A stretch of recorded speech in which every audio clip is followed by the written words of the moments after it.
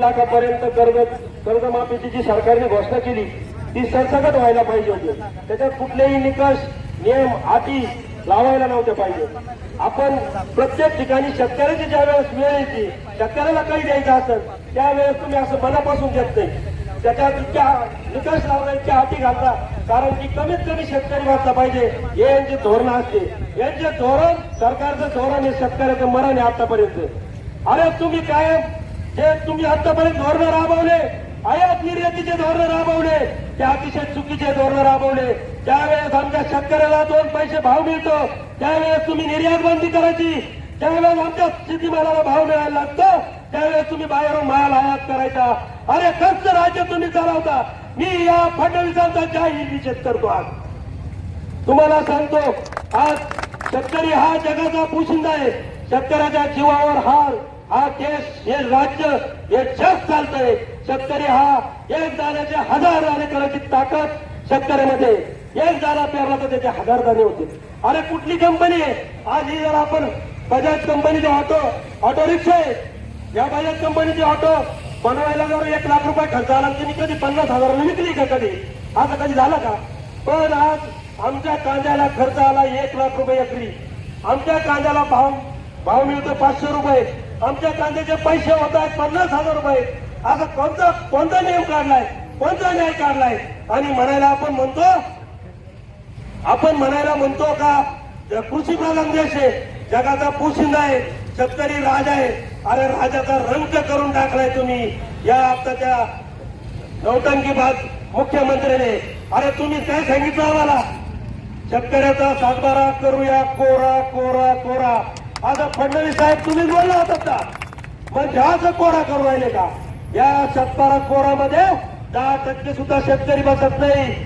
तुम्ही काय केलं तुम्ही या बँकांचा ठेका घेतला. कर्जमाफी नाही तुम्ही कर्ज वसुली करून राहिलेली एक प्रकारची. आमच्या राज्याचे उपमुख्यमंत्री एकनाथ शिंदे साहेब जर मुख्यमंत्री असते तर सरसकट कर्जमाफी झाली असते. तुम्हाला सांगतो भावांनो एकनाथ शिंदे साहेब सारख्या माणसाची आज या राज्याला गरज आहे. म्हणून तुम्हाला सांगतो या फडणवीसांना सांगतो येत्या 2 दिवसात जर तुम्ही नियम चेंज केला नाही तर आमची शेतकऱ्याची फौज वर्षा बंगल्यावर घेऊन आल्याशिवाय राहणार नाही. आम्ही सर्व शेतकरी 15 तारखेपर्यंत जर ही कर्जमाफीच्या नियमात बदल झाले नाही तर आम्ही सर्व शेतकरी घेऊन वर्षा बंगल्यासमोर जाऊन त्या ठिकाणी उपोषणाला बसू आणि तिथं आमचे प्राण त्यागू. कारण की इकडं पण तसं काही राहिलेलं नाही.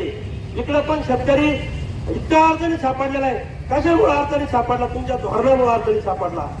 एवढंच बोलतो आणि तर थांबतो. बस उठून धडास पडून तिथं आम्ही उन्हामध्ये जाऊन आंदोलन करतो. हा फॅन लावून एसी लावून तिथं कूलर लावून वाकडा तिकडं होऊन पडणार आणि इथं आम्ही नगर बनमांवरती येऊन आंदोलन करणार ही वस्तुस्थिती आहे. भावांनो येणारा काळ भयानक आहे. कारण येणाऱ्या काळामध्ये तुमच्या बाजूला लढायला कोण तयार होणार नाही. ज्याला वाटतं सत्तेमध्ये गेलं पाहिजे. कारण लढणाऱ्या माणसाच्या मागे आता माणसं उभी राहायला तयार नाही. तुमच्या बाजूने कोण बोलायला तयार नाही. आज फडणवीसांनी जी कर्जमाफी जाहीर केली त्याच्यावरती 10 लाख रुपये कर्ज आहे त्यांनी 2 लाख भराय 8 लाख भरायचे आणि 2 लाख घ्यायचे. अरे 8 लाख जर भरायला असते तर त्यांना आधीच भरले असते ना. 2 लाखासाठी कशाला बसला असता हातपाय कुडी. पण आता आपल्याला स्वस्त बसून जमणार नाही. फेसबुक वरती व्हॉट्सअप वरती चॅटिंग करून जमणार नाही. अगदी तिकडे इंस्टावरती रील बघून जमणार नाही. जर का तुम्ही बाहेरच पडणार नसेल तर आमच्यासारखे कार्यकर्ते लढणार किती दिवस.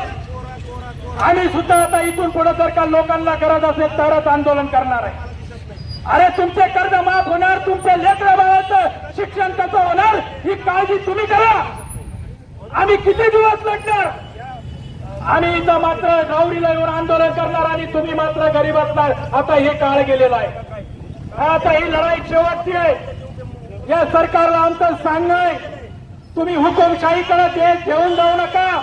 अगदी इंदिरा गांधींच्या काळामध्ये सुद्धा क्रांती घडलेली होती. तुम्हाला सुद्धा पायाखाली तुडवायला लोक मागे पुढे पडणार नाही. पण याला वेळ लागणार आहे. तुम्ही जर का बघत असाल विरोधकांवरती ईडी सीबीआय वापरून त्यांचा आवाज दाबला जातोय ते तुमच्या बाजूला बोलले नाही पाहिजे याची व्यवस्था निर्माण केली जाते. अगदी नोकरदाराला काही फरक पडत नाही, त्यांचे काय चूक आहे? तुम्ही शेती करता, तुमची चूक आहे. तुम्ही त्यांना फुकट गाव घालता, ही आपली चूक आहे. म्हणून जर का तुम्हाला तुमची कर्जमाफी करून घ्यायची असेल, सातबारा कोरा करून घ्यायचा असेल, तर येणाऱ्या काळामध्ये आंदोलनाची तीव्रता वाढवावी लागेल. एवढंच या ठिकाणी बोलतो आणि थांबतो. जय हिंद, जय महाराष्ट्र.